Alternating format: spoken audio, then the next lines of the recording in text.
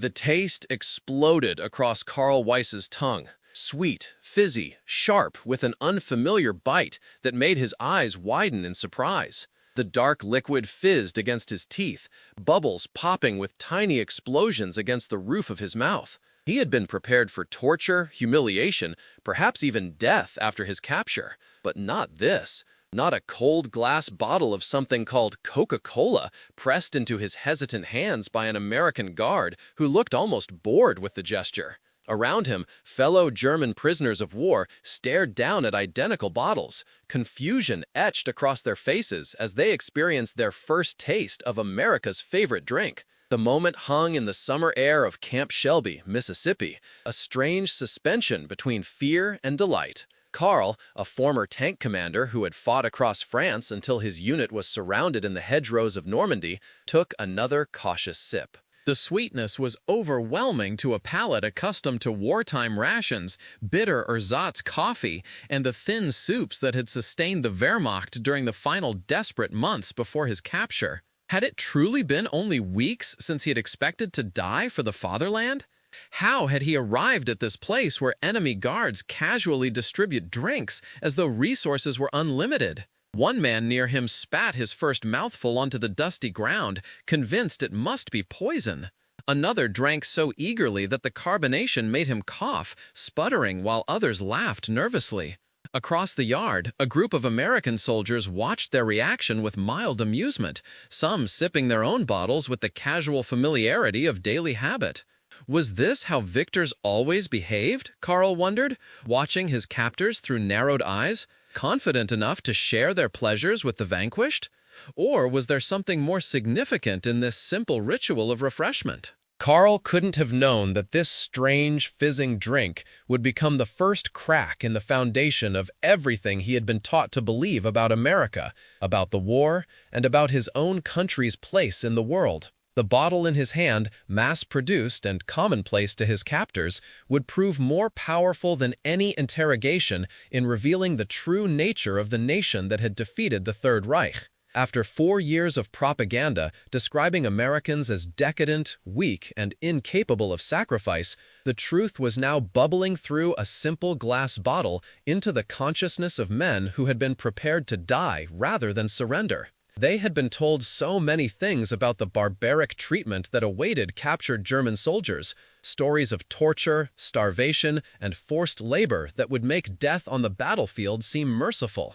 Yet here they sat in the afternoon sun, drinking cold soda while phonographs played distant jazz from the guards' quarters. What other lies had they believed about the enemy who now held their lives in unexpectedly gentle hands? And what would they discover next about the nation they had been taught to despise but never to understand? The journey that brought Carl to this moment began weeks earlier on the beaches of Normandy, amid the chaos of a collapsing front. His panzer unit, once the pride of the Wehrmacht, had run out of fuel during the desperate retreat across France. Without diesel, the mighty tanks became nothing more than steel coffins, abandoned by crews who continued to fight as infantry until ammunition, too, became scarce. When American Sherman tanks surrounded what remained of his company, Carl had stood with hands raised, certain he was facing his final moments. But the bullets never came. Instead, American soldiers motioned for them to form lines, tossed them ration bars, and loaded them onto trucks headed for temporary holding camps. Fear kept them silent during those first days. Fear born from years of propaganda about American brutality, reinforced by commanders who told them capture would mean torture or execution. Carl remembered his lieutenant's final order before surrender: save one bullet for yourself. The lieutenant had believed his own advice, putting his service pistol to his temple rather than face capture. Those first nights in makeshift holding pens in France, Carl and his fellow prisoners slept in huddled groups, waiting for the cruelty to begin. They whispered about summary executions they'd heard had happened elsewhere, about prisoners forced to dig their own graves before being shot. Sleep came in fitful bursts, interrupted by the certainty that each new day might be their last. But dawn brought only more Americans, with more rations, cigarettes offered casually, and medical corpsmen treating the wounded without distinction between prisoner and ally. The confusion only deepened when they were loaded onto ships bound for America. The Atlantic crossing took nearly 2 weeks. The prisoners packed into converted cargo holds. But even here, there was no starvation, no beatings. 3 meals daily arrived with mechanical precision. Spam sandwiches, powdered eggs, coffee with real sugar. Guards wandered the aisles looking bored rather than menacing. One even shared a photograph of his family farm in Kansas, pointing to his wife and children with unguarded pride that seemed incomprehensible to men raised in a society where emotion was weakness. "Why do they feed us so well?" whispered Dieter Hoffmann, a young infantryman from Dresden, as he chewed thoughtfully on a chocolate bar provided in their daily ration. "In Germany, we barely had bread for ourselves by the end, yet they give chocolate to enemies?" Karl had no answer. The question itself felt dangerous, hinting at thoughts that undermined everything they'd been taught about American deprivation and German superiority. So he simply shrugged and said, "Perhaps they fatten us before slaughter." But the words rang hollow, even to his own ears. When they finally glimpsed the American coastline, the men crowded against portholes, staring in stunned silence at the skyline of New York Harbor. Night was falling, yet the city blazed with light. Thousands upon thousands of electric bulbs illuminated skyscrapers, bridges, streets, a breathtaking display of resources that seemed impossible during wartime. In Germany, blackouts had been strictly enforced since 1939, the slightest glimmer from a window punishable by law. Here, an entire metropolis shone like a constellation against the darkening sky, untouched by bombing, seemingly unaware that a world war even existed. What awaited them beyond that glittering horizon? The question hung between them as the ship edged toward shore, carrying men whose understanding of their captors and of themselves was about to undergo a transformation more profound than they could possibly imagine. And it would begin not with interrogation or labor, but with something as simple as a cold bottle of Coca-Cola on a hot southern afternoon. The first weeks at Camp Shelby brought one surprise after another. Instead of brutal barracks, they found simple but clean wooden buildings with real beds, not bunks, but individual cots with mattresses and sheets changed weekly. Mess halls served portions that seemed extravagant: eggs, meat, vegetables, bread without sawdust filler. The guards carried weapons but rarely exhibited menace, treating their duties with the casual efficiency of men doing a job rather than the ideological fervor that Germans associated with prisoner control. Most shocking of all were the recreational facilities: a field for soccer, volleyball courts, a small library with German-language books, a canteen where prisoners could purchase items with camp scrip earned through work assignments, and phonographs playing music in the evenings. Not just military marches, but swing jazz, blues, and popular songs that had been banned in Germany as degenerate.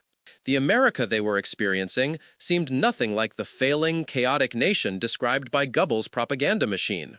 Lieutenant Werner Schröder, a former schoolteacher who had been drafted in 1942, observed these contradictions with growing unease. "They live in abundance while fighting a world war," he noted quietly to Karl as they sat on the edge of the soccer field watching a match between prisoners. "In Germany, we were told America was collapsing under the weight of its racial mixing and democratic weakness. Yet look how they live. Look what they can spare, even for prisoners." Karl nodded slowly, eyes fixed on the playing field. "Perhaps it's only here, in this showcase camp. Maybe other prisoners aren't treated this way." But he knew the excuse was hollow. Camp Shelby wasn't prepared for their arrival. It wasn't some Potemkin village designed to impress them. This was simply how Americans lived, how they treated even enemies captured in battle. The recognition sent an uncomfortable shiver down his spine. The Coca-Cola, when it first appeared in the canteen that summer afternoon, became an unexpected symbol of everything they were struggling to comprehend. The drinks arrived in a red-painted truck, hundreds of bottles packed in ice, a small miracle of logistics and manufacturing that demonstrated American industry more effectively than any propaganda film. Karl watched in disbelief as cases were unloaded with casual efficiency, the delivery man joking with guards, as though providing refreshment to German prisoners was the most normal thing in the world. Each man received one bottle, the dark liquid fizzing mysteriously inside the glass. Few had ever tasted such a thing before.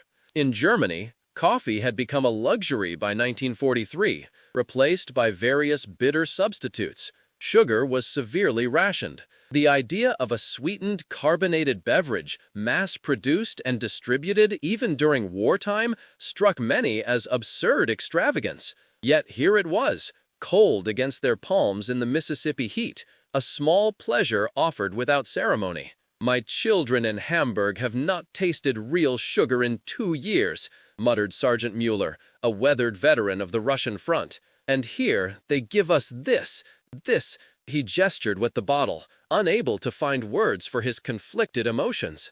Guilt mixed with pleasure, anger with curiosity. He took another sip, then stared at the bottle as though it had personally betrayed him. Corporal Bauer, barely 20 years old, drank his Coca-Cola in quick, eager gulps, then immediately regretted it as the carbonation burned his throat. Between coughs, he gasped, "They drink this every day? Even children?" When an English-speaking prisoner translated the question to a nearby guard, the American laughed and nodded. "Sure, kids especially love it. Coca-Cola's everywhere. Can't go a mile in America without finding it."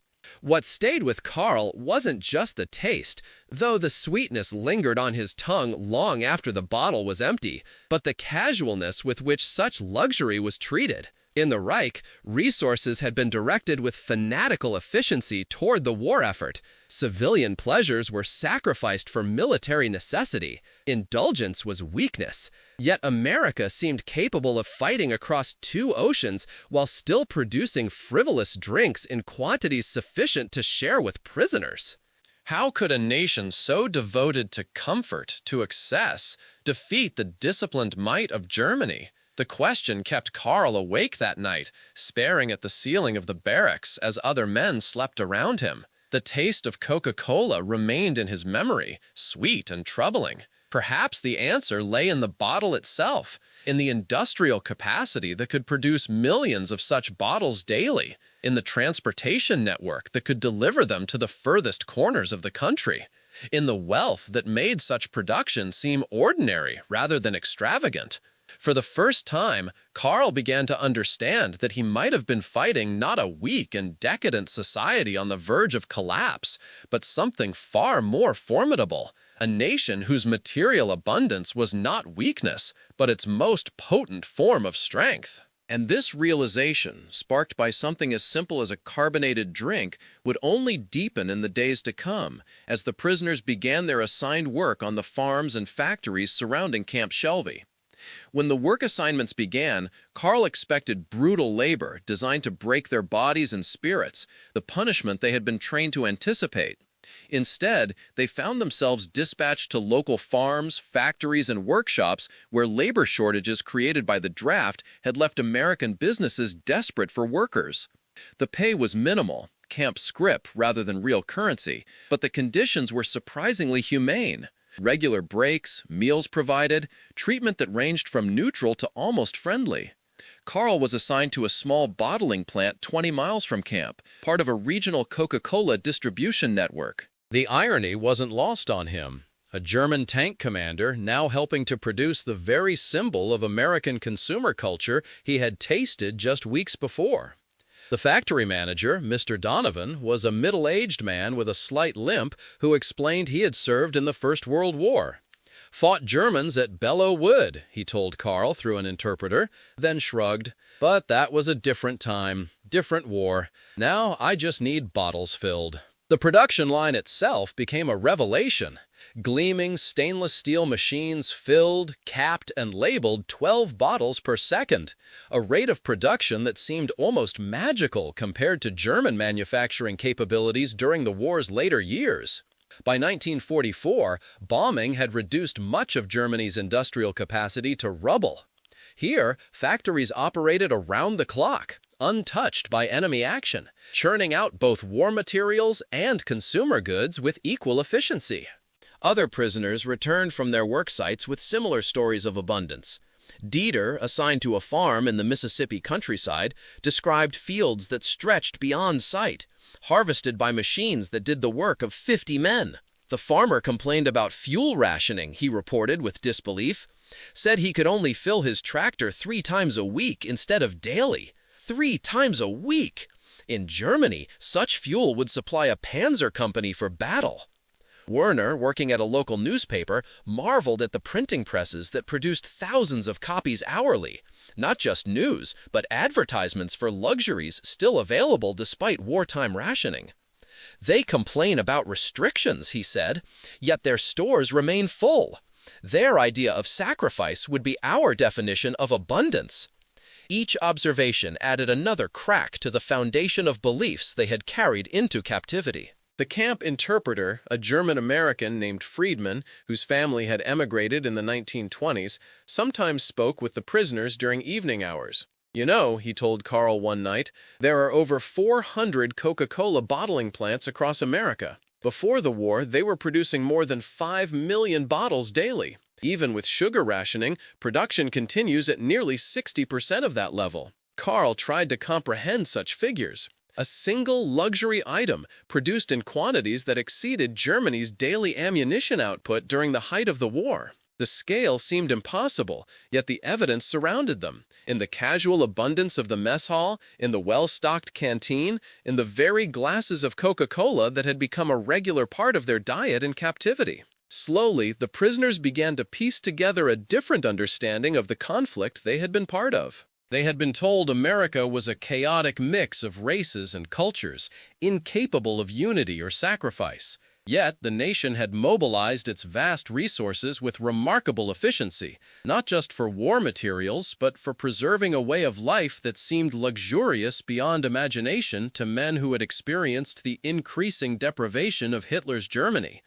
"Do you think," Dieter asked one evening as they sat outside the barracks, "that they kept these comforts from us? That Germany could have had such things?" The question hung in the air, dangerous in its implications. To even consider that German suffering might have been unnecessary, that the sacrifices demanded of them might have served ideology rather than necessity, bordered on thoughts none had dared express during the war. For Carl, the answer came during his third week at the bottling plant. Mr. Donovan, reviewing production figures, shook his head at a temporary slowdown caused by a parts shortage.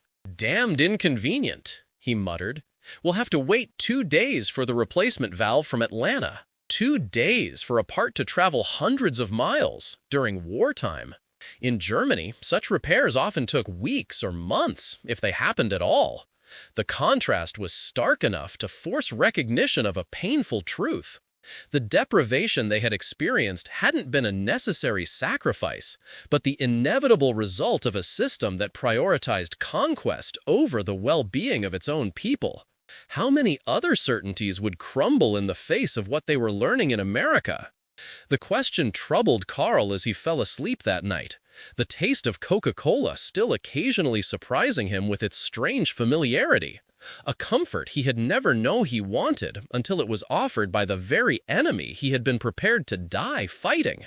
What else might he discover about the world and himself before this captivity ended? As autumn arrived, bringing cooler temperatures to the Mississippi camp, a new development caught the prisoners by surprise. Camp administrators announced that carefully selected groups of POWs would be permitted occasional supervised visits to nearby towns. Not as a privilege, but as part of a program to utilize prisoner labor more efficiently in local businesses. The first such trip included Carl, Werner, and a dozen other prisoners who had demonstrated reliable work habits and compliance with camp regulations. The bus ride into Hattiesburg became another moment of disorientation. Streets lined with neat houses, many with automobiles parked outside despite gasoline rationing. Shop windows displaying goods that had disappeared from German stores years earlier. People going about their business with a casualness that seemed almost surreal to men who had lived under constant bombing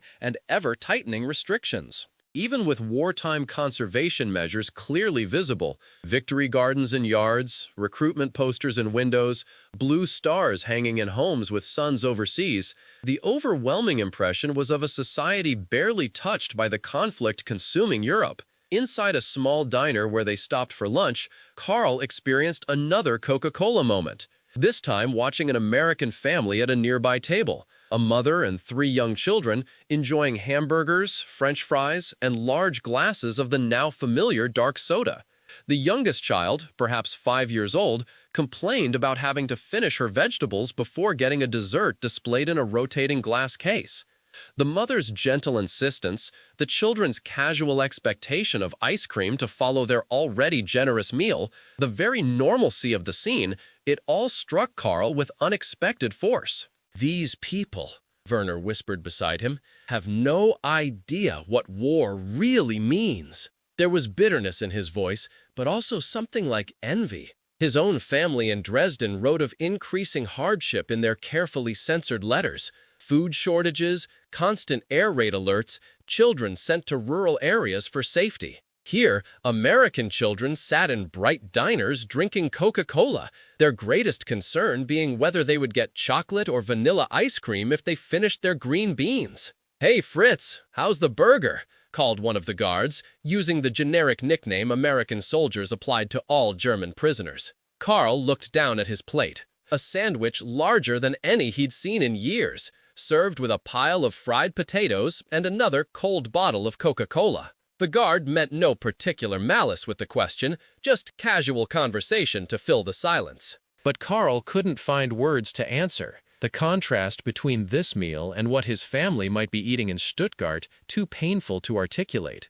"It's good," Werner answered for him, his voice carefully neutral. "Very generous." The guard nodded, seemingly satisfied, and returned to his own meal. But the moment lingered between the prisoners. This strange experience of abundance provided by the very nation they had been fighting, while their own homeland suffered increasing privation under the government they had served. After lunch, their work assignment took them to a local warehouse, where they helped inventory supplies bound for military bases across the South. Boxes of canned goods, cigarettes, soap, razor blades, necessities, and small luxuries in quantities that seemed inexhaustible. One entire section held nothing but Coca-Cola, thousands of bottles in wooden crates ready for distribution to soldiers in training camps. Sergeant Mueller, helping to stack these crates, paused to examine the production dates stamped on them.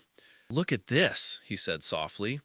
"These were bottled last week. In the middle of a world war, they maintained production schedules for soda as though it were ammunition." He shook his head, unable to reconcile such priorities with everything he had experienced in Germany. Carl understood the unspoken question. How could a nation that devoted resources to such seeming frivolities defeat the disciplined might of the Reich? Yet the answer was becoming clearer with each passing day in captivity. America fought not by sacrificing its way of life, but by harnessing its vast productive capacity to maintain that life while simultaneously building the largest war machine in history. The soda wasn't produced instead of weapons, it was produced alongside them, by an industrial complex so massive it could accomplish both without strain. The bus ride back to Camp Shelby that evening passed in thoughtful silence.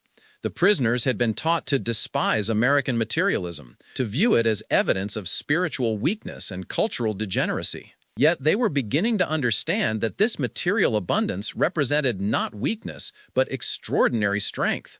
The ability to outproduce every Axis nation combined while still maintaining a standard of living higher than most Germans had experienced even in peacetime. "They didn't just defeat our armies," Werner said quietly as the camp gates came into view. "They defeated our entire understanding of what makes a nation powerful." No one contradicted him. The taste of Coca-Cola lingered on their tongues, sweet and somehow accusatory. The Christmas season of 1944 brought another revelation to the German prisoners. The camp staff, following Geneva Convention guidelines but adding American touches, organized holiday celebrations that included special meals, musical performances, and small gift packages from the Red Cross.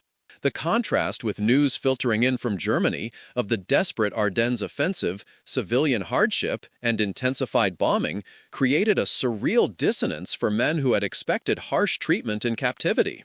Christmas Eve in the camp mess hall became a moment of particular poignancy. Tables decorated with simple evergreen branches and candles, a meal of turkey, potatoes, vegetables, and pie that exceeded holiday feasts in pre-war Germany. And for each prisoner, a package containing socks, a toothbrush, chocolate, cigarettes, and a small bottle of Coca-Cola tied with a red ribbon. not as a special treat, but as a standard inclusion, as though such luxury items were the most natural gifts in the world. Corporal Meyer, a former baker from Munich, stared at his bottle with an expression Carl couldn't quite read. "My wife wrote last month that she stood in line for 6 hours to get a handful of real coffee beans for Christmas," Meyer said softly. "She was so proud to have this luxury for our children. And here," he gestured at the bottle, "here they give us this as though it were nothing, as though such things are birthrights rather than privileges." Carl nodded, understanding completely. Their captivity had become a window into an alternative reality, one where abundance rather than scarcity shaped daily life, where even prisoners of war received treats that would be considered luxuries by German civilians. The recognition was both comforting and deeply painful, forcing them to question whether the sacrifices demanded by their government had truly been necessary or merely the cost of a doomed ideology. That evening, the camp commander permitted a brief Christmas service, led by a German-speaking chaplain from a local Lutheran church. As the familiar carols rose in the cold night air, Stille Nacht, sung by hundreds of German voices far from home, Carl noticed American guards standing quietly at the perimeter, some singing along in English to the same melodies. For a moment, the war seemed to recede, leaving only the shared humanity of the season. After the service, a small band formed spontaneously among prisoners with musical talent, playing traditional German Christmas songs on instruments borrowed from the camp's recreation department. Carl watched as Sergeant Mueller, the hardened veteran who had seemed most resistant to American influences, requested a particular folk song from his Bavarian homeland. The music drew a crowd of guards as well as prisoners, creating a brief, fragile moment of connection across otherwise unbridgeable divides. As the evening ended and prisoners returned to their barracks, an American sergeant approached Carl with an unexpected gesture, offering his pack of Lucky Strike cigarettes in exchange for one of the German Christmas carols written in a small songbook Carl carried. The trade was clearly symbolic rather than practical, a simple human acknowledgement transcending their roles as captor and captive. "Merry Christmas," the sergeant said in careful German, the words heavily accented but unmistakable. Carl nodded, responding with the English phrase he had practiced, "Merry Christmas to you." Around his neck hung the empty Coca-Cola bottle from his gift package, now threaded with string as a makeshift ornament. A strange souvenir of this surreal holiday so far from everything he had once believed to be true. That night, lying awake in his bunk, Carl found himself thinking not about the war or his captivity, but about what would come after. The America he was experiencing, with its material abundance, casual friendliness, and apparent confidence in its way of life, bore no resemblance to the corrupt, chaotic society Hitler had described. What did that mean for all the other certainties they had been taught? And how would he ever explain what he had learned to those who remained behind in Germany, still believing in final victory, even as their world collapsed around them? The gentle sound of a harmonica played softly in the darkness. Someone, unable to sleep, picking out the melody of O Tannenbaum. Carl closed his eyes, the taste of Coca-Cola still faintly present, sweet, foreign, and somehow like a message from a different possible future. A future where such simple pleasures weren't rare luxuries, but ordinary comforts available to all. Could such a world exist for Germany after the war ended? The question followed him into uneasy dreams, where bottles of dark liquid multiplied endlessly, like promises of a life he had never imagined possible. By spring of 1945, as news of Germany's collapse filtered into the camp through official bulletins and radio broadcasts, the prisoners found themselves in an increasingly surreal position. While their homeland faced destruction, food shortages, and the approaching Soviet army, they sat in American captivity experiencing a standard of living higher than many had known before the war. The cognitive dissonance was difficult to process, creating divisions among the men based on how they chose to interpret their experiences. Some, like Werner, embraced the lessons of their captivity with growing openness. "We must learn from this," he argued during evening discussions in the barracks. "Not just about material things like Coca-Cola, but about building a society that produces abundance rather than destruction." Germany followed a madman into the abyss, while America built this. He gestured around at the simple but comfortable barracks, the implication clear. Others retreated into bitter denial, insisting that American prosperity was either an illusion created specifically to demoralize them, or the result of exploitation rather than superior organization. They simply haven't sacrificed, insisted Mueller, though his arguments grew less convincing with each passing month. Their time will come. They cannot remain untouched forever. For Karl, the truth seemed to lie somewhere between these extremes.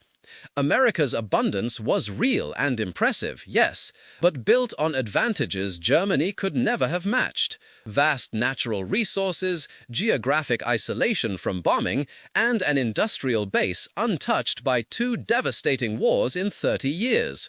Yet he could no longer deny that many of Germany's wounds had been self-inflicted, the result of ideological choices rather than practical necessities. The debate found its most concrete expression in their relationship with that quintessential American product, Coca-Cola. By now, it had become a regular feature of camp life, available in the canteen for a few cents of camp scrip, consumed casually by prisoners who no longer found its sweetness shocking. Some embraced it enthusiastically, collecting the distinctive bottles or trading cigarette rations to purchase extra drinks. Others refused it on principle, as though accepting this small pleasure somehow represented surrender to everything America stood for. In late April, as reports of Hitler's suicide reached the camp, Karl found himself sitting alone at the edge of the baseball field where American guards played weekend games. In his hand was a bottle of Coca-Cola, half empty, the dark liquid catching afternoon sunlight. A year earlier, he had been commanding a panzer unit, believing absolutely in final victory. Now he sat watching enemy soldiers play their strange American game, drinking their strange American drink, as his former world collapsed into ashes. Lieutenant Schmidt approached, sitting beside him without speaking for several minutes. Finally, he nodded toward the bottle. "You know," he said quietly, "when I return to Germany, I will tell people about this, about Coca-Cola and everything it represents. About a country wealthy enough to feed its enemies better than we fed our own people, about factories that produce luxury drinks even during total war." He paused. "Do you think they will believe me?" Karl considered the question carefully. "Some will want to. Others will call us traitors for suggesting Germany's path was wrong." He took another sip, the taste now familiar, yet still somehow exotic. "But the truth remains the truth, regardless of who accepts it." Schmidt nodded slowly. "The real defeat wasn't military, was it? It was this." He gestured toward the Coca-Cola bottle. "The revelation that everything they told us about America's weakness was a lie. That we sacrificed and suffered not because it was necessary, but because our leaders couldn't create this." The word encompassed not just the drink, but everything it symbolized: industrial efficiency, material comfort, a society that could wage war without abandoning civilian pleasures. As Germany's surrender became official in May 1945, camp administrators gathered the prisoners to announce that repatriation would begin in the coming months. The news brought mixed emotions: relief at the prospect of returning home, anxiety about what they would find there, and for many, a complex form of gratitude toward their captors. The day before the first group was scheduled to depart, Mr. Donovan from the bottling plant visited the camp, bringing with him a surprise: a case of Coca-Cola and a small ceremony for the workers who had helped maintain production during their captivity. "You fellows did good work," he told them through the interpreter. "Wanted to thank you before you head back home." It was a small gesture, oddly touching in its matter-of-fact acknowledgement of their shared humanity. Karl accepted a bottle, raising it in a toast that needed no translation. Around him, even the most resistant prisoners joined in, their former animosity softened by months of discovering that enemies could also be simply men. Men who produced sweet drinks instead of weapons when given the choice, who played baseball on weekends and shared Christmas carols across battle lines. "What will you remember most about America?" Dieter asked him that night as they packed their few belongings for the journey home. Carl considered the question, his eyes falling on the empty Coca-Cola bottle he had saved as a souvenir, one of dozens that many prisoners were taking back to Germany as tangible evidence of their strange captivity. Not just the taste, he said finally, but what it represented. A society with enough confidence to treat prisoners like men. A nation that could fight a world war while still producing something as unnecessary and pleasant as this. He held up the bottle, light gleaming through the glass. All remember that there are different kinds of strength than what we were taught to value, and different kinds of victory than what we were taught to seek. As the former prisoners boarded ships bound for a shattered Europe in the summer of 1945, they carried with them more than memories. Many had tucked empty Coca-Cola bottles into their luggage, small glass ambassadors of a different possible future. These souvenirs would sit on mantelpieces in rebuilt German homes for decades to come, sparking conversations about captivity that defied expectations, about an enemy who offered cold drinks instead of vengeance, and about the quiet revelation that a society's true strength might be measured not in conquest, but in the simple pleasures it could produce and share. For Carl Weiss and thousands like him, the sweet taste of Coca-Cola became the unexpected flavor of a profound education, one that would help shape the rebuilding of their homeland from the ashes of defeat. In years to come, when Coca-Cola finally arrived in post-war Germany, they would smile at the familiar bottles, remembering a time when this simple drink taught them more about America's true power than any weapon ever could. And perhaps in that sweet carbonated memory lay the seeds of understanding that would help transform former enemies into allies in the decades to come.